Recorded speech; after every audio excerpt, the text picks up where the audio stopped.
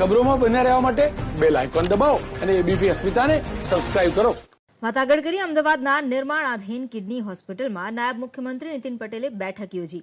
હોસ્પિટલના અધિકારીઓ અને આરોગ્ય સચિવ જયંતિ રવિ બેઠકમાં ઉપસ્થિત રહ્યા. કોરોનાની સારવાર માટે નવી કિડની હોસ્પિટલમાં 500 બેડની વ્યવસ્થા ઊભી કરાઈ છે. આ વ્યવસ્થા અંગે નાયબ મુખ્યમંત્રીએ સમીક્ષા કરી. આ અંગે વધુ જાણકારી આપી રહ્યા છે સંવાદદાતા હિરેન રાજગુરુ. જી હિરેન.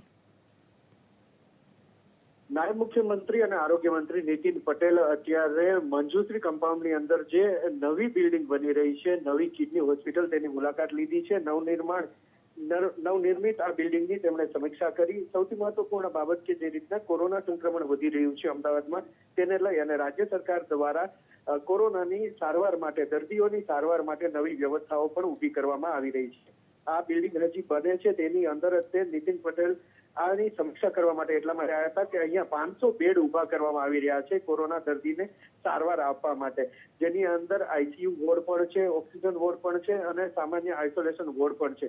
તો કેટલી આ કામગીરી પહોંચી છે અને ક્યાં સુધી આ વોર્ડ ઉભો થઈ જાય કે 500 બેડની ક્ષમતા વધી શકે અમદાવાદની અંદર કોરોનાની સારવાર માટે, તેને લઈ અને આ બેઠક અત્યારે કરવામાં આવી છે. અને નાયબ મુખ્યમંત્રીની બેઠક હજુ ચાલુ છે, જેની અંદર આરોગ્ય સચિવ જયંતિ રવિ સહિતના જે આરોગ્યના અધિકારી છે તે પણ ઉપસ્થિત છે અને આ હોસ્પિટલના અધિકારી છે તે પણ ઉપસ્થિત છે. મહત્વપૂર્ણ બાબત છે કે જે રીતના સંક્રમણ વધી રહ્યું છે તેને લઈ અને સરકાર હવે વધુમાં વધુ વ્યવસ્થા ઊભી કરવા તરફ તેમને ધ્યાન કેન્દ્રિત કરી રહી છે, જેની અંદર થોડા સમયગાળામાં એટલે કે ગણતરીના દિવસોમાં જ અહીંયા 500 બેડની કોવિડ હોસ્પિટલ.